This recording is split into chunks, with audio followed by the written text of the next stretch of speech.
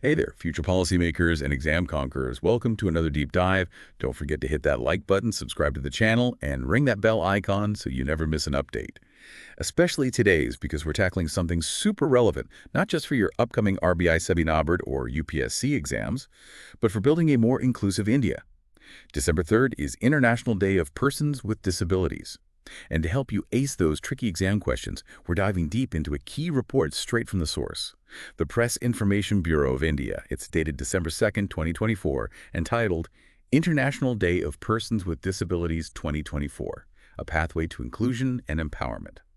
So, instead of just skimming the surface, let's unpack this report together and see what insights we can glean.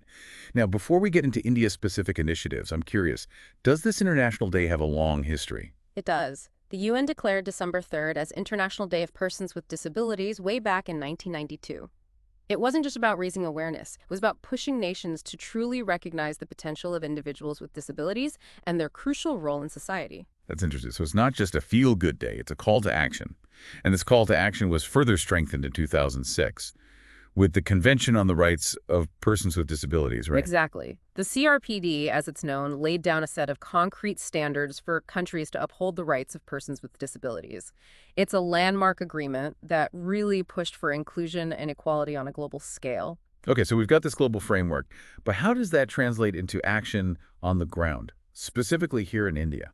Well, India took a major step in 2012 by establishing a dedicated Department of Empowerment of Persons with Disabilities. This department acts as a central coordinating body working across ministries, state governments, and NGOs to ensure that disability inclusion is integrated into every level of governance. That's quite a significant move. Having a dedicated department shows serious commitment. It's like saying, we're not just paying lip service to this, we're making it a core part of our governance structure. Right. What kind of impact has this department had? One of the most notable initiatives spearheaded by the department is the Accessible India campaign, or Sugamya Bharat Abhiyan, launched in 2015. Ah, accessible India. Sounds pretty self-explanatory, but what does it mean in practice? How does it actually make India more accessible for people with disabilities? To think about the everyday challenges someone with a disability might face, Ah, navigating public spaces, using transportation, accessing information, even communicating effectively. The Accessible India campaign tackles these barriers head-on, focusing on 4 key areas: public spaces, transportation information access, and sign language support. so it's a multifaceted approach going beyond just physical accessibility. That's impressive. Yes, huh? Accessibility is just one piece of the puzzle, right? What about empowering individuals with disabilities to reach their full potential? Absolutely. And that's where initiatives like the Deenayal Divyanjan Rehabilitation Scheme, or DDRS, come into play. This scheme provides crucial financial support to NGOs working on disability rehabilitation across the country. Okay, so DDRS. It's about funding the organizations on the ground that are directly helping individuals with disabilities. How does this scheme tie into the broader legal framework for disability rights in India? The DDRS plays a crucial role in implementing the Rights of Persons with Disabilities Act of 2016, which is a landmark piece of legislation that guarantees the rights and well-being of persons with disabilities. So it's about putting those rights into action, not just having them on paper. That makes sense. And this reminds me of something else. The District Disability Rehabilitation Centers, or DDRCs, they seem to play a key role in making sure support reaches the grassroots level right. You got it. DDRCs act as local hubs, offering a comprehensive range of services tailored to the needs of their communities. We're talking early intervention for children with disabilities, awareness campaigns to combat stigma, providing assistive devices, and even connecting individuals with employment opportunities. So it's like a one-stop shop for disability support at the district level. Sure. Protecting people with the resources and services they need, that's fantastic. But let's be realistic, assistive devices can be expensive. How does India address that challenge? That's where the ADIP scheme steps in, the Assistance to Persons with Disabilities for Purchase Fitting of AIDS Appliances scheme. It provides financial assistance for procuring modern and effective aids and appliances, from wheelchairs to hearing aids to prosthetic limbs. Okay, so ADIP helps people get the tools they need to live more independent and fulfilling lives. But with all these different schemes and initiatives, it seems like there's a risk of fragmentation. Is there an overarching framework that ensures everything works together seamlessly? There absolutely is, and that's where SIPDIA comes in the Scheme for Implementation of the Rights of Persons with Disabilities Act 2016. Ah, SIPD. It sounds like the conductor of an orchestra, making sure all these different instruments play in harmony. You could say that. SIPDA is a comprehensive scheme with 10 sub-schemes covering a wide range of areas. It's about creating barrier-free environments, promoting skill development, ensuring unique disability identification, and so much more. Wow, 10 sub-schemes. That really highlights the scope of this effort. It's not just about addressing one or two issues, it's about taking a holistic approach to disability inclusion. Precisely. And it goes beyond just the practical aspects. There's also a focus on celebrating the incredible talents and contributions of persons with disabilities. Have you heard of the Divya Kalamela? Oh, yes. The Divya Kalamela. It's a national-level fair that showcases the artistic skills of Divyangjan individuals with disabilities. I've seen some amazing photos. Tell us more about it. Imagine a vibrant marketplace filled with stunning artwork, handicrafts, and cultural performances, all created by talented artists with disabilities. That's the Divya Kalamela. It's not just about promoting their work, it's about recognizing their artistry and giving them a platform to shine. That's so inspiring. It's a powerful reminder that creativity knows no bounds. And it ties into India's rich heritage of arts and crafts, showcasing the unique contributions of differently abled artisans. Absolutely. But while celebrating achievements is important, we can't ignore the practical challenges many people with disabilities face, especially when it comes to employment. What initiatives are in place to address that gap? That's where PM DAC Yojana comes into play. Exactly.